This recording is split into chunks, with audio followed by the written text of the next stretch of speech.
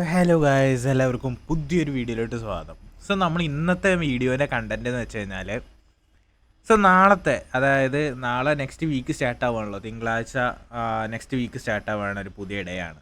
Market full കലങ്ങി തിരിഞ്ഞ് ഫുള്ളൊരു അവതാളമായിട്ടുള്ള അവസ്ഥയിലാണ് ഇപ്പോൾ ഉള്ളത്. നമ്മൾ നമ്മളുടെ കുറച്ച് കറൻസീസ് ഉണ്ട്, നമ്മളൊരു 3-4 കറൻസീസും അതേപോലെ തന്നെ ഒരു കമ്മോഡിറ്റിയാണ് നമ്മൾ മെയിനായിട്ട് നോക്കുന്നത്. അതിൻ്റെ ഒരു ഡീറ്റെയിൽസ്, അതായത് നമുക്ക് എങ്ങനെ പ്രെഡിക്റ്റ് ചെയ്യാം, എങ്ങനെ നമുക്ക് നോക്കാം എന്നുള്ളൊരു രീതിയിലൊക്കെയാണ് നമ്മൾ ഇന്നത്തെ ഒരു വീഡിയോയിലൂടെ നമ്മൾ മെയിനായിട്ട് നോക്കാൻ പോകുന്നത്. അതേപോലെ തന്നെ ബിഗിനേഴ്സിനെ സംബന്ധിച്ച് അവർക്ക് കുറച്ച് ടിപ്പും കാര്യങ്ങളും, അതേപോലെ തന്നെ ട്രെയിൻ ചെയ്തുകൊണ്ടിരിക്കുക, അതായത് ട്രേഡിങ്ങിനെ പാഷനാക്കി എടുത്ത് ചെയ്യുന്നവർക്കും കുറച്ച് ടിപ്പും കാര്യങ്ങളൊക്കെയാണ് നമ്മൾ മെയിനായിട്ട് കൊടുക്കുന്നത്. ഓക്കെ, നമുക്കിന്ന് നേരെ വീഡിയോയിലോട്ട് പോയാലോ. ഫസ്റ്റ് തന്നെ നമ്മൾ ഗോൾഡാണ് നോക്കാൻ പോകുന്നത്. ഗോൾഡിൻ്റെ കണക്ക് പറയുകയാണെന്നുണ്ടെങ്കിൽ ഗോൾഡ് 2 ചാൻസ് ആണ്. നിങ്ങൾ 4 അവർ എടുത്ത് നോക്കി കഴിഞ്ഞ് കഴിഞ്ഞാൽ ഇത് ഡൗൺ ട്രെൻഡായിട്ട് കാണാം. പക്ഷേ നമ്മളിത് ഹയർ ടൈം ഫ്രെയിമിലേക്ക് പോകുമ്പോഴാണ് നമുക്ക് ഇതിൻ്റെ ഒരു കാര്യങ്ങൾ മനസ്സിലാവണം. അപ്പോൾ കൂടുതൽ പോകാനും നിൽക്കണ്ട, നമ്മളൊരു വൺ ഡേ എടുത്ത് നോക്കി കഴിഞ്ഞ് കഴിഞ്ഞാൽ നമുക്ക് കാണാൻ പറ്റും. ഇവിടെ നമുക്ക് ജസ്റ്റ് ഒരു FEG പോലെ കാണുന്നില്ലേ, ഞാൻ മാർക്ക് ചെയ്ത് കാണിച്ചു തരാം. മാർക്ക് ചെയ്ത് കാണിക്കുമ്പോൾ നമുക്ക് മനസ്സിലാവും. മാർക്ക് ചെയ്ത് കണ്ടോ, ഈ ഒരു FEG എടുത്തിട്ട് മുകളിലോട്ട് പോകുന്ന രീതിയിൽ നമുക്ക് കാണുന്നുണ്ട്. പക്ഷേ അത് വാലിഡ് ആണോ എന്നുള്ളത് വരും ദിവസങ്ങളിൽ നമുക്ക് മനസ്സിലാവുള്ളൂ. കാരണം എന്തുകൊണ്ടാണെന്ന് വെച്ച് കഴിഞ്ഞാൽ നമുക്ക് നോക്കിക്കഴിഞ്ഞാൽ കാണാൻ പറ്റും. മാർക്കറ്റ് ഇവിടെ വന്നിട്ട് ഒരു റിവേഴ്സിബിൾ ക്യാൻഡിൽ കാണിച്ചിട്ടുണ്ട്. ഡൗൺ ട്രെൻഡ് തന്നെയാണ് ഇപ്പോഴും. ഓക്കെ, കറൻ്റ്ലി ഡൗൺ ട്രെൻഡ് തന്നെയാണ്. അതായത് ലോവർ ടൈം ഫ്രെയിമിൽ ഒരു 4 അവർ വരെ ഗോൾഡിൻ്റെ ഒരു ചാർട്ട് എന്ന് പറയുന്നത് ഡൗൺ ട്രെൻഡ് ആയിട്ട് തന്നെയാണ് പോയിക്കൊണ്ടിരിക്കുന്നത്. ഓക്കെ, നമുക്ക് ഇനി മെയിനായിട്ട് നോക്കേണ്ടത് ഇത് എങ്ങോട്ട് ഇതാവും എന്നുള്ളതാണ്. ഇപ്പോഴത്തെ കറൻറ്റ് സിറ്റുവേഷൻ മാർക്കറ്റിൻ്റെ സ്ട്രക്ചർ കാര്യങ്ങളൊക്കെ വെച്ച് നോക്കുകയാണെന്നുണ്ടെങ്കിൽ അടുത്തൊരു ഹൈ ഉണ്ടാക്കാനുള്ള സാധ്യത വളരെ കൂടുതലാണ്. നമുക്കിവിടെ ഒരു ട്രേഡിൻ്റെ ഓപ്പർച്യൂണിറ്റി വേണമെന്നുണ്ടെങ്കിൽ നമുക്ക് നോക്കാം. കാരണം ഇവിടെ നമുക്ക് ഇങ്ങനെ ഒരു ട്രേഡ് വെച്ചിട്ട് സ്റ്റോപ്പ് ലോസ് ഇതിൻ്റെ അടിയിൽ ഏകദേശം ഈ ഒരു റേഞ്ച് ആക്കി വെക്കാം. ഇങ്ങനെ വെച്ചിട്ട് ട്രേഡിൻ്റെ വേണമെങ്കിൽ ഈ സ്റ്റോപ്പ് ലോസ് ഇത്ര വെച്ചിട്ട് TP 1 ഡേ ക്യാൻഡിലാണെന്ന് ആലോചിക്കണം. 1 ഡേ ക്യാൻഡിൽ ഇത്ര വെക്കാം. ഇത് വലിയ ഫണ്ടഡ് അക്കൗണ്ട്സിലേ നടക്കുള്ളൂ. അതായത് ഒരു 10K എബോവ് ഫണ്ടഡ് അക്കൗണ്ട്സിലൊക്കെ ഇങ്ങനെ ട്രേഡ് ചെയ്യാൻ പറ്റുള്ളൂ. ഓക്കെ, എങ്ങനെ പോയാലും 10Kൻ്റെ 1% പറയുമ്പോൾ ഒരു $100 വരും. $100 നമുക്കിത് ഒതുക്കാൻ പറ്റും. 0.01 ഒക്കെ വെച്ച് കഴിഞ്ഞാൽ ചിലപ്പോൾ ഒരു $100 ഉള്ളിൽ ഒതുങ്ങുന്ന പോലെയാണ് എനിക്ക് തോന്നുന്നത്. അതിനുള്ള ചാൻസ് ഉണ്ട്. കറൻ്റ്ലി ഇത് ഡൗൺ ട്രെൻഡ് ആണ്. ഓക്കെ, നമ്മളിവിടെ റിസ്ക് ആണ് ട്രേഡ് ചെയ്യണത്. വേണമെന്നുണ്ടെങ്കിൽ നമുക്ക് കൺഫർമേഷനൊക്കെ യൂസ് ചെയ്ത് വേണമെങ്കിൽ ട്രേഡ് ചെയ്യാം. കൺഫർമേഷൻ കിട്ടണമെന്നുണ്ടെങ്കിൽ ഏകദേശം ഏത് റേഞ്ച് ബ്രേക്ക് ആവണം, 1 അവറിൻ്റെ. ഏകദേശം ആ ഒരു റേഞ്ചൊക്കെ ബ്രേക്ക് ആയിട്ടുണ്ട് കേട്ടോ. 1 അവറിൻ്റെ ആ റേഞ്ചൊക്കെ ബ്രേക്ക് ആയിട്ടാണ് പോയിട്ടുള്ളത്. ഇവിടെ നമുക്കൊരു അപ് ട്രെൻഡ് നോക്കാം. ഓക്കെ, നമുക്ക് തിങ്കളാഴ്ച ആവട്ടെ. നാളെ നമ്മൾ എന്തായാലും ഇനി കണ്ടിന്യൂസ്ലി വീഡിയോ ഇടാനുള്ള കാര്യങ്ങളൊക്കെ നമ്മൾ നോക്കുന്നുണ്ട്. എന്തായാലും നമുക്ക് സെറ്റപ്പ് ആക്കാം. ഓക്കെ, ചെറിയ മടി പിടിച്ചു, അതുകൊണ്ടാണ് 2 ദിവസം മുമ്പേ വീഡിയോ ഇടണം എന്ന് കരുതിയതാണ്. കുഴപ്പമില്ല, പോട്ടെ. ഇതേ കണക്ക് തന്നെയാണ് സിൽവറും. ഗോൾഡിൻ്റെ അത് നമ്മൾ ഏകദേശം പറഞ്ഞു കഴിഞ്ഞു. ഗോൾഡും സിൽവറും ഏകദേശം ഒരേപോലെ തന്നെയാണ്. സിൽവർ എനിക്ക് തോന്നുന്നു സിൽവർ നല്ലപോലെ അടിയിലോട്ട് പോകാനുള്ള സാധ്യതയുണ്ട്. ഇവിടെ ഒരു FEG കാണുന്നുണ്ട്. ഇവിടെ ഒന്നും നമുക്ക് FEG ഒന്നും കാണാനില്ല. പക്ഷേ എന്നാലും ഇവിടെ വന്നിട്ട് റിജക്റ്റ് ചെയ്തിട്ടുണ്ട്. ഇവിടെ ഈ ഒരു FEGയിൽ തട്ടിയിട്ടായിരിക്കാം അത് റിജക്റ്റ് ആയിട്ടില്ല. ഈ ഒരു ക്യാൻഡിൽ നോക്കുകയാണെന്നുണ്ടെങ്കിൽ നമുക്കത് ഈ ഒരു ക്യാൻഡിലിൻ്റെ ലിക്വിഡിറ്റി വന്നത് എടുത്തതായിട്ട് കാണാം. പക്ഷേ ഇത് ഇവിടെ വന്നപ്പോഴും വാലിഡ് ആവുന്നുണ്ട്. അത് എന്തുകൊണ്ടാണെന്ന് അറിയില്ല. മേ ബി ഇത് ബ്രേക്ക് ആയി കഴിഞ്ഞാൽ അത് അപ്പ് സൈഡോട് പോകാനുള്ള സാധ്യത വളരെ കൂടുതലാണ്. ഗോൾഡിൻ്റെ കാര്യം പറഞ്ഞ പോലെ നമ്മൾ സിൽവറിൻ്റെ കാര്യം പറയാൻ നിൽക്കുന്നില്ല. കാരണം സിൽവറിൻ്റെ കാര്യം നമുക്ക് ഒരു ഐഡിയ ഇല്ല എന്ന് പറഞ്ഞു കഴിഞ്ഞാൽ ഒരു ഐഡിയ ഇല്ല. കാരണം ഒരു ഉറപ്പും പറയാൻ പറ്റില്ല സിൽവർ അങ്ങനെ ഇങ്ങനെ പോകും എന്നുള്ളത് കേട്ടോ. സിൽവർ ലോങ് ടേം ഇൻവെസ്റ്റ്മെൻ്റ് ആണ്. ലോങ് ടേമിലേക്ക് വേണമെന്നുണ്ടെങ്കിൽ നിങ്ങൾക്ക് ഫിസിക്കൽ സിൽവറോ അതേപോലെ തന്നെ സിൽവറിൻ്റെ ETF കാര്യങ്ങളൊക്കെ വേണമെന്നുണ്ടെങ്കിൽ വാങ്ങിയിടാം. അതിനെക്കുറിച്ച് ഞാൻ ഡീറ്റെയിൽ ആയിട്ട് നോക്കുന്നുണ്ട്. സിൽവർ ഞാൻ ഇൻവെസ്റ്റ്മെൻറ്റ് ചെയ്യാൻ ആലോചിക്കുന്നുണ്ട്. സിൽവറിൽ നമ്മൾ ഇൻവെസ്റ്റ് ചെയ്ത് വെച്ച് കഴിഞ്ഞാൽ നമ്മളെ എന്താണ് ഫ്യൂച്ചർ സെക്യൂർ ആവുമെന്ന് പറയില്ലേ, സോ ആ ഒരു സംഭവം തന്നെയാണ്. സോ നമ്മൾ ഫ്യൂച്ചറിലേക്കുള്ള കാര്യങ്ങൾ നമ്മൾ നോക്കുന്നുണ്ട്. ഓക്കെ, സോ സിൽവറിൻ്റെ കാര്യം പറയുകയാണെന്നുണ്ടെങ്കിലും നമുക്ക് എന്താണ് നല്ലൊരു ഓപ്പർച്യൂണിറ്റിയും കാര്യങ്ങളുണ്ട് ഫ്യൂച്ചറിലേക്ക്. കാരണം ഗോൾഡ് പോയ പോലെ തന്നെ സിൽവറും പോകും. കാരണം ഓൺലി $48 ഒരു ഔൺസിനുള്ളൂ. ഒരു ഔൺസ് സിൽവറിന് $48 സംതിങ് എന്തോ ആണ് ഉള്ളത്. സോ നമുക്ക് ചെറിയ പൈസയ്ക്ക് ഒരു എന്താ പറയുക, നിങ്ങൾക്കൊരു 1000 രൂപ 2000 രൂപയിൽ ഇൻവെസ്റ്റ് ചെയ്ത് തുടങ്ങാം. ഓക്കെ, സോ ഞാൻ പറയുകയാണെന്നുണ്ടെങ്കിൽ അറ്റ്ലീസ്റ്റ് ഒരു 1,00,000 രൂപയൊക്കെ ഉണ്ടെന്നുണ്ടെങ്കിൽ നല്ല രീതിയിൽ ഇൻവെസ്റ്റ് ചെയ്യാൻ പറ്റും. സോ ഇപ്പോൾ കുറച്ച് നഷ്ടത്തിലാണെന്നുണ്ടെങ്കിലും ഭാവിയിലേക്ക് നല്ല രീതിയിൽ പ്രോഫിറ്റ് ആവാനുള്ള സാധ്യതയുണ്ട്. ഓക്കെ, സോ നമ്മൾ അടുത്ത കറൻസി, മെയിൻ കറൻസി എന്ന് പറയുന്നത് GBP JPY ആണ്. അതായത് great Britain pound and Britain pound, അതേപോലെ തന്നെ ജപ്പാനീസ് യെൻ. സോ അക്ഷരസ്ഫുടത അങ്ങോട്ടും ഇങ്ങോട്ടും മാറിപ്പോവാണ്. സോ ഇതിൽ നമുക്കൊരു ട്രേഡ് ഉണ്ടായിരുന്നു, റണ്ണിങ് തന്നെയാണ്. ഓക്കെ, സോ ഞാൻ ട്രേഡ് ഇട്ടിട്ടില്ല, കാരണം നമ്മൾ ഈ ഒരു ട്രേഡിന് നമ്മളൊരു നമ്മളൊരു സെറ്റപ്പ് ക്രിയേറ്റ് ആക്കുകയാണ്. സോ നമ്മൾ ആ ഒരു കാര്യങ്ങൾ നോക്കിയിട്ട്, അതായത് CRT എന്ന് പറയുന്ന ഒരു സെറ്റപ്പിൽ നമ്മൾ നോക്കിയിട്ട് ചെയ്യുന്നതാണ്, ട്രെൻഡ് ബേസ് ചെയ്യുന്നതാണ്. സോ നമ്മൾ CRT സെറ്റപ്പ് പറയുകയാണെന്നുണ്ടെങ്കിൽ നമ്മൾ ചാനലിട്ടുണ്ട്, അത് പോയി കണ്ടാൽ മതി. സോ ഈ ഒരു ക്യാൻഡിലിൻ്റെ ഹൈ ഈ ക്യാൻഡിൽ വന്ന് സ്വീപ്പ് ചെയ്തു, ഇവിടെ നമുക്കൊരു ഏകദേശം ഒരു കൺഫർമേഷൻ കിട്ടി. നമ്മളെന്ത് ചെയ്തു, ഇവിടുന്ന് ഇട്ടു. മാർക്കറ്റ് ഇപ്പോൾ അതാ ആ ഒരു സൈഡിലേക്ക് തന്നെ പോകുന്നുണ്ട്. സോ ഇതൊന്ന് TP അടിക്കുന്നതൊന്നും ഞാൻ ഉറപ്പൊന്നും പറയുന്നില്ല, കാരണം ഇതൊക്കെ സെറ്റപ്പാണ്. അതുകൊണ്ട് നമ്മളത് നോക്കി കണ്ടൊക്കെ ചെയ്യുള്ളൂ. സോ എന്തായാലും TP അടിക്കുന്നുള്ള പ്രതീക്ഷയിൽ നമുക്ക് നിൽക്കാം. ഓക്കെ, സോ 1 അവർക്ക് തന്നെ നമുക്ക് തിരിച്ചു പോകാം. സോ ഇത് നമ്മളെ ചെറിയൊരു സെറ്റപ്പും കാര്യങ്ങളൊക്കെയാണ്. നമുക്ക് നോക്കാം എന്തായാലും എങ്ങനെയാണ് മാർക്കറ്റിൻ്റെ മൂവ്മെൻറ്റും കാര്യങ്ങളൊക്കെ ഉള്ളത് എന്നുള്ളത്. സോ GBP USD പറയുകയാണെന്നുണ്ടെങ്കിൽ 1 അവർ ബേസിൽ ഡൗൺ ട്രെൻഡ് തന്നെയാണ്. ഓക്കെ, സോ 1 അവർ ബേസിലല്ല, 1 അവർ ബേസിൽ ഒരു മിനിറ്റ്, 1 അവർ ബേസിൽ ശരിക്ക് 4 അവർ ബേസിൽ ശരിക്കും അപ് ട്രെൻഡാണ്. ഓക്കെ, 4 അവർ ബേസിൽ ശരിക്കും അപ് ട്രെൻഡാണ്.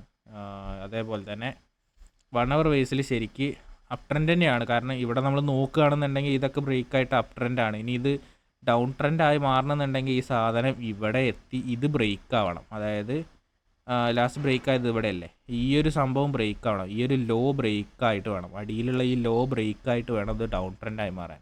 സോ അതിൻ്റെ ഇടയിൽ നമ്മൾ ഇൻറ്റേർണൽ സ്ട്രക്ചേഴ്സിൽ ട്രേഡ് ചെയ്യുന്നതാണ് ഈ ഒരു സംഭവം, CRT എന്ന് പറയുന്നത്. അതായത് ഇന്നർ ക്യാൻഡിൽ CRT, അതെ അത് ICT ആണ്, ഇന്നർ ക്യാൻഡിൽ അല്ലേ.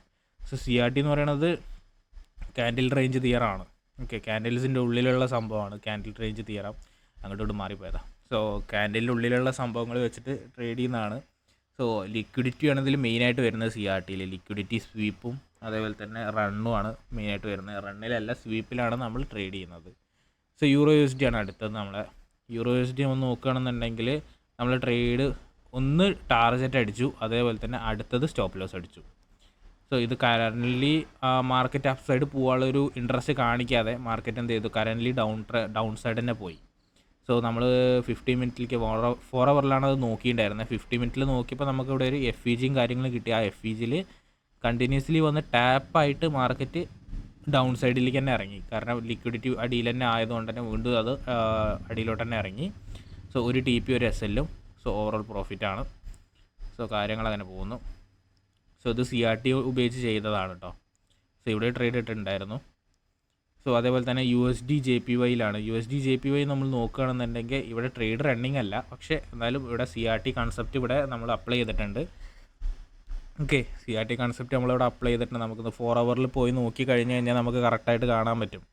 സോ 4 അവറിൽ കണ്ടോ, ഈ ഒരു ക്യാൻഡിലിൻ്റെ ലിക്വിഡിറ്റി ഈ ഒരു ക്യാൻഡിൽ സ്വീപ്പ് ചെയ്തു. ഇത് കുറച്ചും കൂടി നീക്കി കഴിഞ്ഞാൽ നിങ്ങൾക്ക് കാണാൻ പറ്റും. കണ്ടോ, ഈ ഒരു ക്യാൻഡിലിൻ്റെ ടോപ്പ് ഈ ഒരു ക്യാൻഡിൽ വന്ന് എടുത്തു, അടിയിലോട്ട് വന്നു, വീണ്ടും കയറി ഒരു റീടെസ്റ്റ് പോലെ തന്നു. അവിടെ നിന്ന് നമുക്ക് വീണ്ടും ഒരു ഡൗൺ സൈഡ് തന്നിട്ടുണ്ട്. സോ നമുക്ക് നോക്കാം എന്താണ് ഇതിൽ നടക്കുന്നത്. നമ്മൾ ട്രേഡ് ഇട്ടിട്ടില്ല, കാരണം ഇതൊന്നും നമുക്കൊരു കൺഫർമേഷൻ ഉള്ള രീതിയിലുള്ള എൻട്രീസ് അല്ല. കാരണം നമ്മളൊരു പുതിയ സംഭവങ്ങൾ ഇങ്ങനെ പഠിച്ചുകൊണ്ടിരിക്കുമ്പോൾ നമ്മൾ ആ കാര്യങ്ങളും കൂടി ചെയ്ത് പോകണം.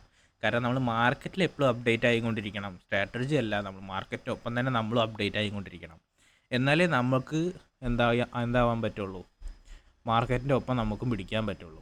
So last and final AUD USD ആണ് നമ്മൾ മെയിനായിട്ട് നോക്കുന്നത്. നമ്മൾ ഒരുപാട് കറൻസീസൊന്നും നമ്മൾ നോക്കുന്നില്ല.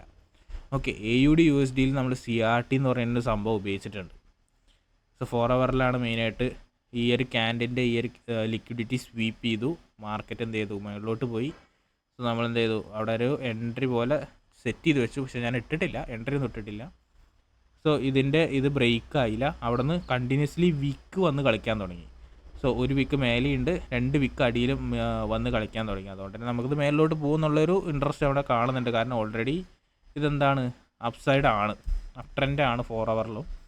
ഓക്കെ, സോ നമുക്ക് നോക്കാം എന്താവും, ഇത് ഡൗൺ സൈഡിലേക്ക് വരുമോ അതോ അപ്പ് സൈഡ് പോവുമോ എന്നുള്ളതൊക്കെ നമുക്ക് നോക്കാം. സോ ഇതൊക്കെ തന്നെയാണ് മെയിനായിട്ട് ഇതിലുള്ളത്. സോ നമുക്ക് AUDUSDയിലാണ് നമ്മൾ നല്ല ഫ്ലക്ച്വേറ്റുള്ള കറൻസിയാണ്, മേജർ കറൻസി ആയിട്ട് തന്നെ നല്ല ഫ്ലക്ച്വേറ്റുള്ള കറൻസി ആയതുകൊണ്ട് തന്നെ നമുക്കിതിൽ കുറച്ച് കാര്യങ്ങൾ നോക്കിയിട്ട് വേണം ട്രേഡ് ചെയ്യാൻ. കാരണം നമ്മൾ മെയിൻ സെറ്റപ്പ് ഉപയോഗിച്ച് നോക്കുകയാണെന്നുണ്ടെങ്കിൽ ഇത് കറൻ്റ്ലി ഡൗൺ ട്രെൻഡാണ്. ഓക്കെ, മെയിൻ സെറ്റപ്പ് ഉപയോഗിച്ച് നോക്കുകയാണെങ്കിൽ കറൻ്റ്ലി ഡൗൺ ട്രെൻഡാണ്. ഇത് ശരിക്കും ഇവിടെ ഒരു FEG ഉണ്ട്, ഇവിടെ ഒന്നും FEG ഇല്ല, ഇവിടെ ഒരു FEG ഉണ്ട്. ആ FEGയിൽ വന്ന് തട്ടിയിട്ട് താഴത്തോട്ട് പോകാൻ ഇത് വളരെ സാധ്യതയുണ്ട്. ഓക്കെ, നമ്മുടെ മെയിൻ സെറ്റപ്പ് ഭയങ്കര ആക്യുറേറ്റ് ആണ്. സോ അത് ട്രേഡ് വല്ലപ്പോഴേ കിട്ടുള്ളൂ. പക്ഷേ എടുക്കണതിൽ എന്തായാലും ഒരു 5 എടുത്തു കഴിഞ്ഞാൽ 3 വിൻ ചെയ്യും, അതെനിക്ക് 100% ഷുവറാണ്. ഓക്കെ, സോ ഒരു 3 വിന്നായി. നമ്മളെ ട്രേഡ് എന്തായാലും സെറ്റപ്പ് 100% ഇതൊന്നും അല്ല നമ്മൾ പറയുന്നത്. ഓക്കെ, സെറ്റപ്പിന് ഏകദേശം ഒരു 50-55% ഒക്കെ ഉള്ളൂ. ഓക്കെ, വിന്നിങ് റേറ്റ് എന്ന് പറയണത് നിങ്ങൾക്ക് ബിഗിനേഴ്സ് ആയിട്ടുള്ള എല്ലാവർക്കും വിന്നിങ് റേറ്റ് ആണ് മെയിനായിട്ട് അറിയേണ്ടത്. സോ അവർ മെയിനായിട്ട് ചെയ്യുന്ന മിസ്റ്റേക്കും അതാണ്, വിന്നിങ് റേറ്റ് കൂടിയ സ്ട്രാറ്റജി പോയി തപ്പിപ്പിടിക്കും. വിന്നിങ് റേറ്റ് അല്ല വേണ്ടത്, റിസ്ക് മാനേജ്മെൻറ്റിൽ പിടിക്കാൻ നോക്കുക, അതാണ് വേണ്ടത്. റിസ്ക് മാനേജ്മെൻ്റ് ആണ് മെയിനായിട്ട് വേണ്ടത്. So risk management, money management കാര്യങ്ങളൊക്കെ പഠിച്ച് കഴിഞ്ഞ് കഴിഞ്ഞാൽ പിന്നെ വിന്നിങ് റേറ്റ് എന്തെന്ന് നിങ്ങൾ തോന്നും. വിന്നിങ് റേറ്റ് വേണം, ശരിക്കും വിന്നിങ് റേറ്റ് വേണം. ഒരു 5 ട്രേഡ് എടുത്തു കഴിഞ്ഞാൽ അതിലൊരു 3 വിന്നാവണം. ഓക്കെ, സോ അല്ലെങ്കിൽ 5 ട്രേഡ് എടുത്തു കഴിഞ്ഞാൽ അതിലൊരു 2 വിന്നാവണം, എന്നാലേ നമുക്ക് പ്രോഫിറ്റ് ആകാൻ പറ്റുള്ളൂ. സോ റിസ്ക് മാനേജ്മെൻറ്റ് എന്ന് വെച്ച് നോക്കുകയാണെന്നുണ്ടെങ്കിൽ മാർക്കറ്റിൽ നമ്മളിപ്പോൾ 5 ട്രേഡ് ഇട്ടു. സോ എല്ലാം 1:2 ആണ്. 10 ട്രേഡ് നമ്മൾ റിസ്ക് വെച്ചിരിക്കുന്നത് $10. നമുക്ക് 3 ട്രേഡ് ലോസ് വന്നു. അപ്പോൾ നമുക്ക് എത്ര പോയി, $30 പോയി. ഓക്കെ, $30 പോയപ്പോൾ നമ്മളെന്തായി, അടുത്ത 2 ട്രേഡും വിന്നായി കഴിഞ്ഞ് കഴിഞ്ഞാൽ നമുക്ക് എത്ര കിട്ടി, $40 കിട്ടും. അതായത് 1:2 ആണ്, 10% റിസ്ക്. അപ്പോൾ പ്രോഫിറ്റ് എത്രയായിരിക്കും, $20 ആയിരിക്കും. അപ്പോൾ 20 $40, $10 അവിടെ പ്രോഫിറ്റായി. 3 ട്രേഡ് ലോസ് ആയാലും 2 ട്രേഡ് വിന്നായാൽ മതി, 5-ൽ 2 വിന്നായാൽ മതി, നമ്മൾ പ്രോഫിറ്റ് ആയിരിക്കും. അതാണ് നമ്മുടെ കളി. ഇനി 10 ആണെങ്കിൽ 4 വിന്നായാൽ മതി, 6 പോയാലും നമ്മൾ പ്രോഫിറ്റ് ആയിരിക്കും. അതാണ് ഇവിടുത്തെ റിസ്ക് മാനേജ്മെൻറ്റിലെ കളി. സോ എല്ലാവരും റിസ്ക് മാനേജ്മെൻറ്റും കാര്യങ്ങളൊക്കെ സെറ്റാക്കിയിട്ട് ട്രേഡ് ചെയ്യുക.